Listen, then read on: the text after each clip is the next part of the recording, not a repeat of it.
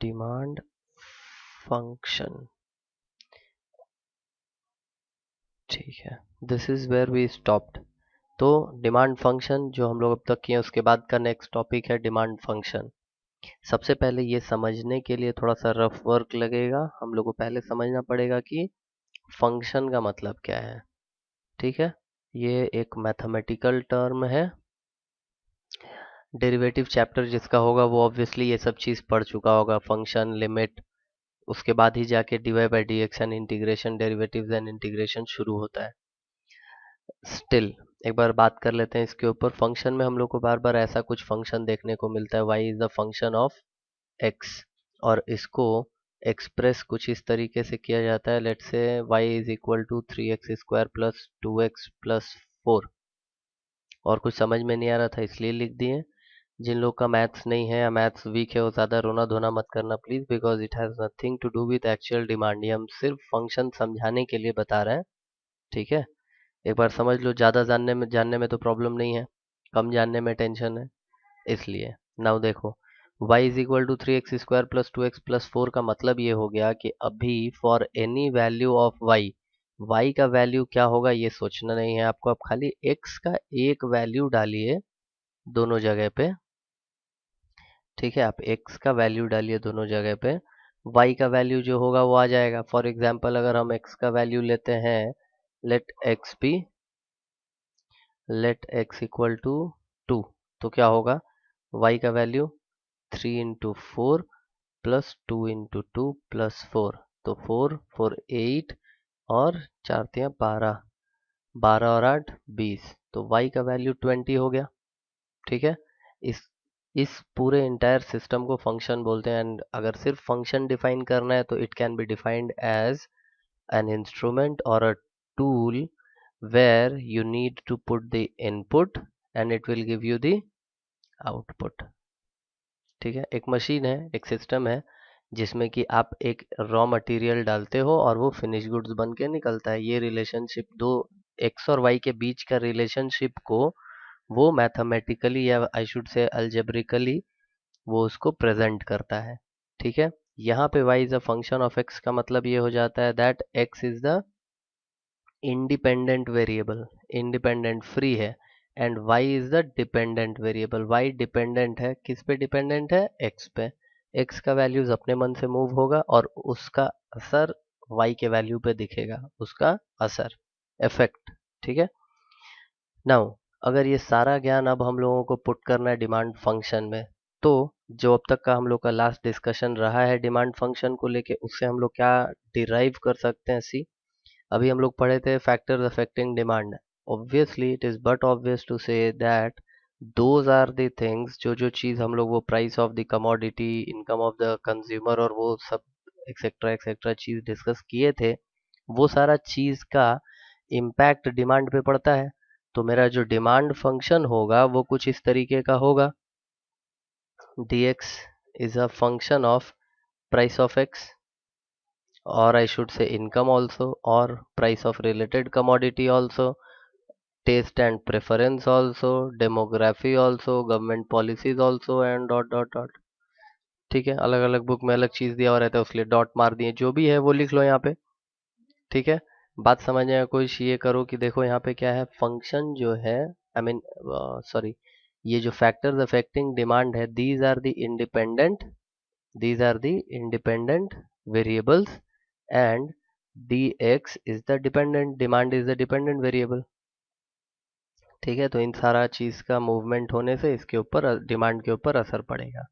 ठीक, नाउ हम लोग के पास इतना सारा ग्राफ है क्या, बिकॉज जब हम लोग y equal to F X show करते हैं तो हम लोगों के पास दो चीज़ रहता है, X axis and Y axis. तो एक्सिस दो और यहाँ पे वेरिएबल्स दो, एक्स और वाई, तो वो हम लोग शो कर पाते हैं। क्या हम लोग इतना सारा वेरिएबल्स या फिर इतना सारा एक्सिस देके कोई भी डायग्राम ड्रॉ कर सकते हैं? Answer is a plain no. हम लोग के पास दो ही है, एक्स और वाई।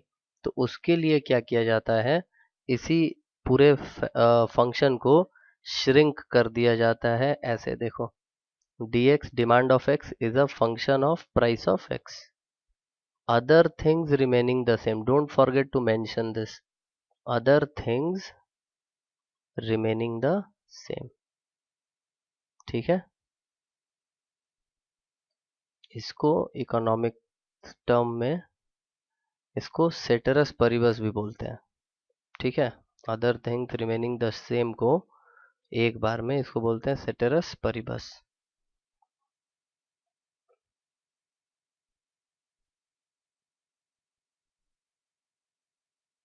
ठीक, चलो तो ये हुआ dx px.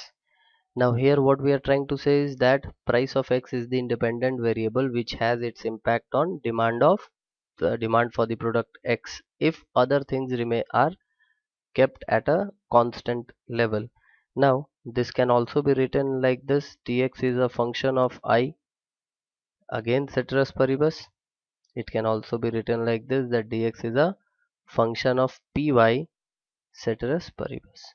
देखो समझने का बात यहाँ पे बस इतना सा है कि अगर बाकी सारा वेरिएबल्स को कांस्टेंट कर दिया जाए तो किसी एक पर्टिकुलर वेरिएबल में क्या चेंजेस आता है वो आदमी देख सकता है, उस चीज को गेज किया जा सकता है, मेजर किया जा सकता है। लेकिन ये क्वेश्चन दिमाग में आता है लोगों के, स्टूडेंट्स के, कि अगर साइमल्टेनियसली दो चीज में चेंज हो जाए तो उसका इम्पैक्ट क्या होगा।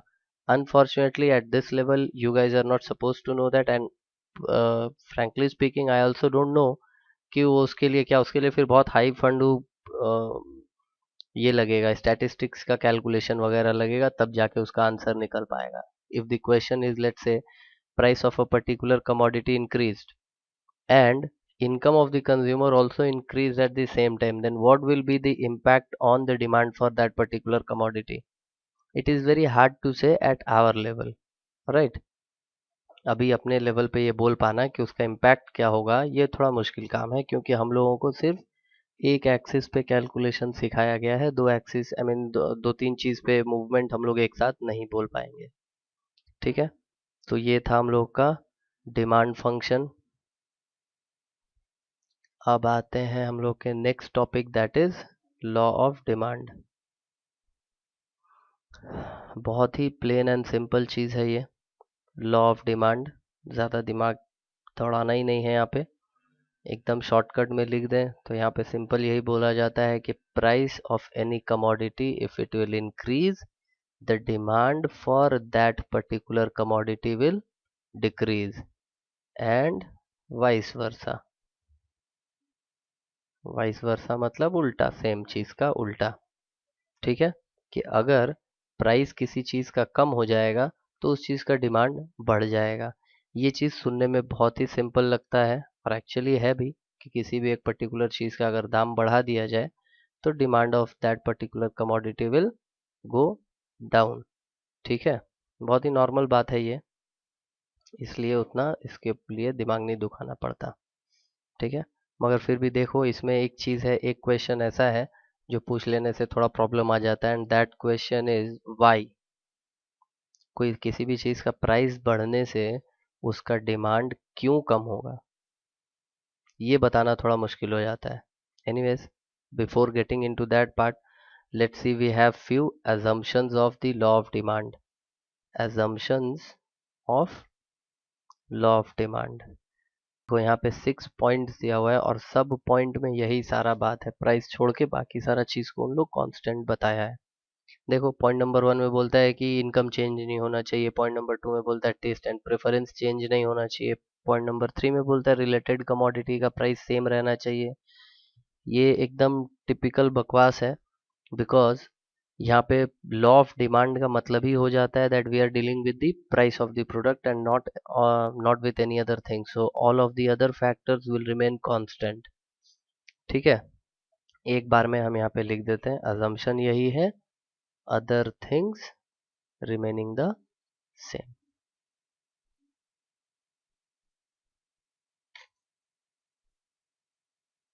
ठीक, नाउ देखो यहाँ पे बुक में थोड़ा सा इस चीज को अलग अलग तरीके से समझा दिया गया है, अदरवाइज कोई इशू नहीं है।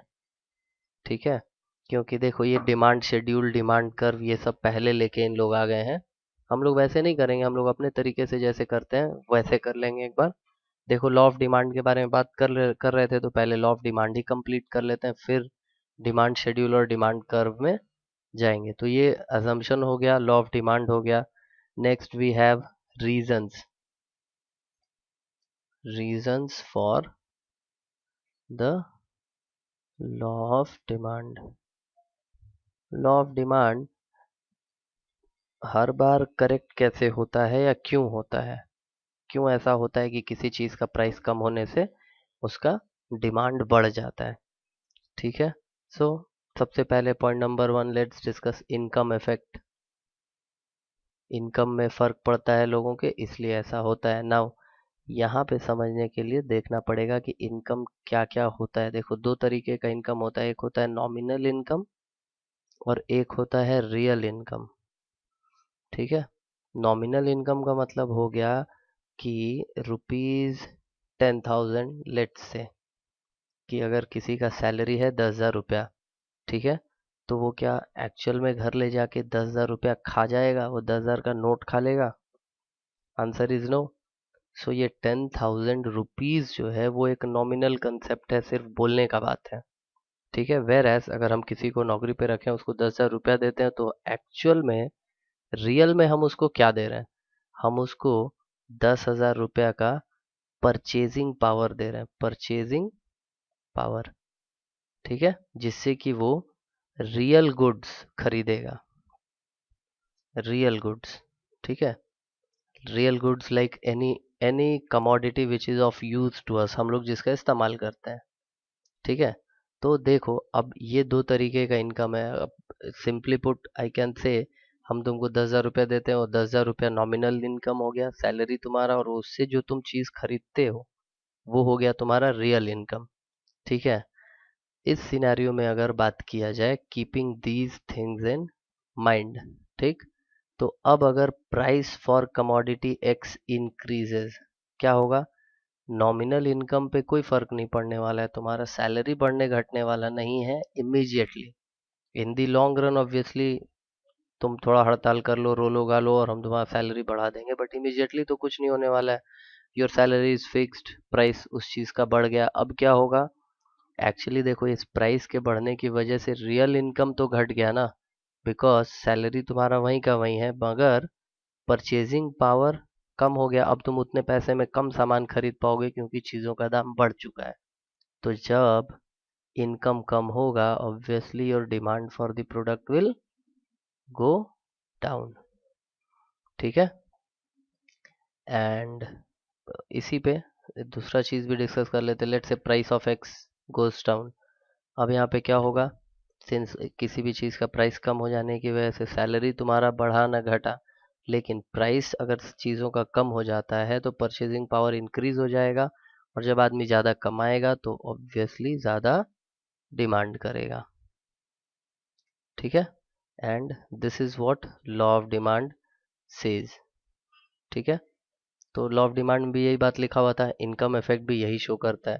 तो इसका मतलब कि ये एक वजह है जिसके वजह से prices में law of demand holds good. Now second is substitution effect. Substitution effect, यहाँ पे देखो, हम लोग का टॉपिक और हम लोग का कमोडिटी फॉर डिस्कशन, लेट से हम लोग का commodity for discussion is tea. We are discussing about tea. ठीक है, तो इसका सब्सटीट्यूट प्रोडक्ट हो गया कॉफ़ी। ठीक है, हम लोग बात ये करेंगे कि टी के प्राइस में ज़्यादा या कम होने से टी के डिमांड पे क्या असर होगा। ठीक है, will be talking of tea only. So देखो, अगर price of tea goes up, क्या होगा? इम्पैक्ट क्या होगा? कॉफ़ी का demand, demand for coffee will go up, क्योंकि अगर चाय का दाम बढ़ जाएगा तो कुछ लोग सोचेंगे भाई जब ज़्यादा ही दे के पीना है तो why not, let's have coffee. ठीक, तो demand for coffee will go up, it means demand for tea will go down. And इसी को उल्टा कर लो, price of tea goes down, अगर चाय का दाम कम होता है तो इससे क्या होगा? Demand for coffee will also go down, क्योंकि जो कॉफ़ी पीने वाले लोग हैं वो चाय पीने लग जाएंगे, and eventually demand for tea will go up. अब अपने डिस्कशन में से इस वाले पार्ट को हटा दो, ठीक है। तो अब हम लोग को क्या दिख रहा है, price of tea goes up, demand of tea goes down, price of tea goes down, demand of T goes up. This is what law of demand says. So एक रीजन इनकम इफेक्ट, एक reason substitution effect, तीसरा वाला जो reason है that is थोड़ा सा typical और इसके लिए पुराना ज्ञान का जरूरत पड़ता है। लेट्स से law of diminishing marginal utility, law of diminishing marginal utility. देखो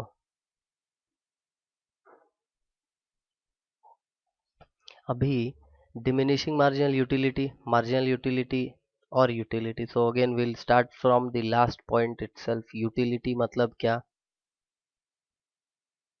यूटिलिटी का मतलब यूजफुलनेस और want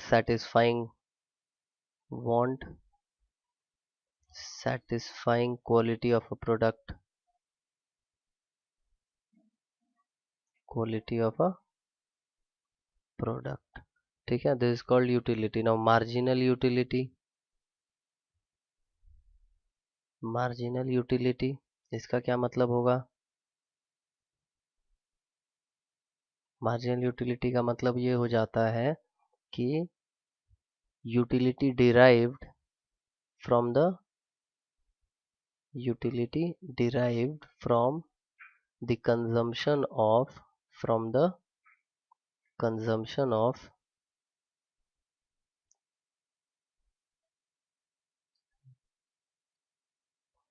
last unit of a commodity। Normal में बोले तो एक एक्स्ट्रा यूनिट कंज्यूम करने से जितना एक्स्ट्रा हम लोग को, एक एक्स्ट्रा यूनिट कंज्यूम करने से जितना एक्स्ट्रा यूटिलिटी डिराइव होता है उसको बोलते हैं मार्जिनल यूटिलिटी, ठीक है। Now law of diminishing marginal utility ये बोलता है कि जैसे जैसे आप किसी एक पर्टिकुलर चीज का कंजम्पशन बढ़ाते जाइएगा वैसे वैसे उस चीज का उस चीज का ये बढ़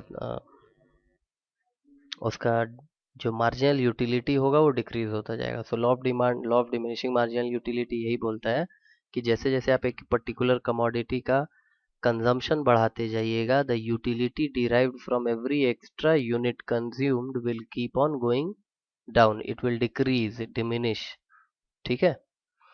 और इस पूरे चीज का एप्लीकेशन हम लोग के इसमें कैसे होगा,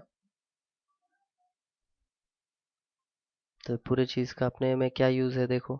if you want to sell more, अगर आपको डिमांड ऑफ एक्स इंक्रीज कराना है तो इवेंचुअली प्राइस को क्या करना होगा, डिक्रीज, क्योंकि हम लोग किसी भी चीज के लिए उतना ही प्राइस पे करने को तैयार होते हैं जितना हमको उससे यूटिलिटी मिलता है, इससे ज्यादा वाई विल आई पे, ठीक है। So if you want me to consume more you will have to decrease the price, अगर if you want me to consume less increase the price. शुक्र अल्लाह। ओके, सो ये तीनों चीज मिलके it shows that demand for any particular I mean law of so ये तीनों point मिलके ये बताता है कि लॉ ऑफ डिमांड जो है वो ऐसा क्यों है, प्राइस कम होने से डिमांड क्यों बढ़ जाता है और प्राइस कम हो जाने से आई मीन प्राइस बढ़ जाने से डिमांड क्यों कम हो जाता है और प्राइस कम हो जाने की वजह से डिमांड क्यों बढ़ जाता है, ठीक है। This is our law of demand and उसका रीजंस वगैरह। Next we have, now we can get into demand schedule, demand curve and other things, ठीक है।